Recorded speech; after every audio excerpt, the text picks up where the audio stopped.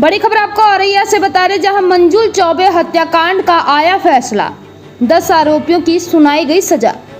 बता दें, बहुचर्चित अधिवक्ता मंजुल चौबे और उसकी चचेरी बहन सुधा चौबे हत्याकांड में बुधवार को विशेष एमपी एमएलए कोर्ट ने फैसला सुनाया है।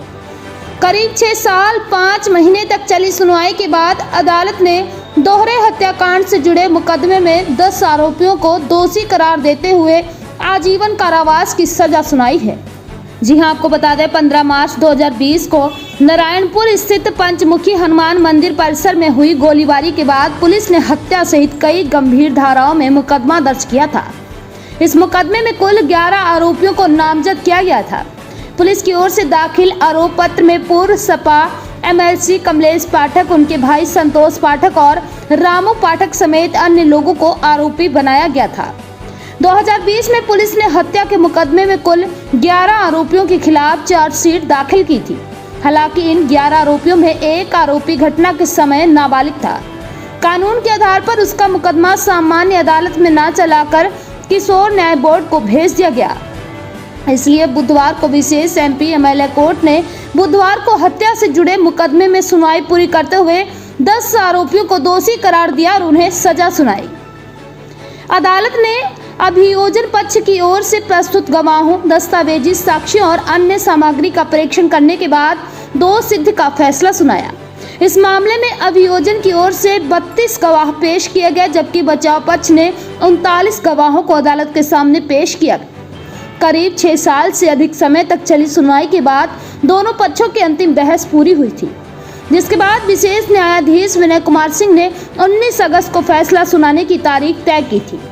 15 मार्च 2020 को नारायणपुर स्थित पंचमुखी हनुमान मंदिर परिसर में दो पक्षों के बीच विवाद के बाद गोलीबारी हुई थी। इस दौरान अधिवक्ता मंजुल चौबे और उनकी चचेरी बहन सुधा चौबे की गोली लगने से मौत हो गई थी।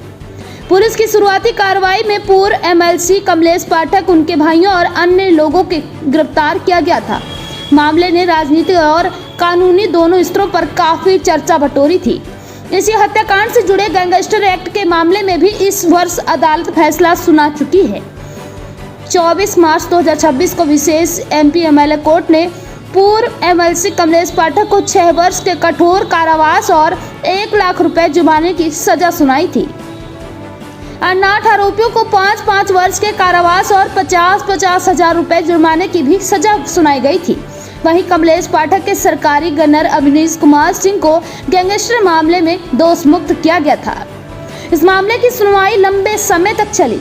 हत्या के मुकदमे में 32 अभियोजन गवाह और 39 बचाव पक्ष के गवाहों की गवाही हुई।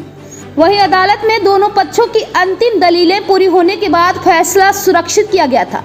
फैसले के दिन आरोपियों को अलग अलग जेलों से कड़ी सुरक्षा के बीच अदालत लाया गया। संवेदनशील मामले को देखते हुए न्यायालय परिसर में भी सुरक्षा के व्यापक इंतजाम किए गए थे। आज सजा का ऐलान हुआ, कितने पन्नों का है और क्या सजा सुनाई?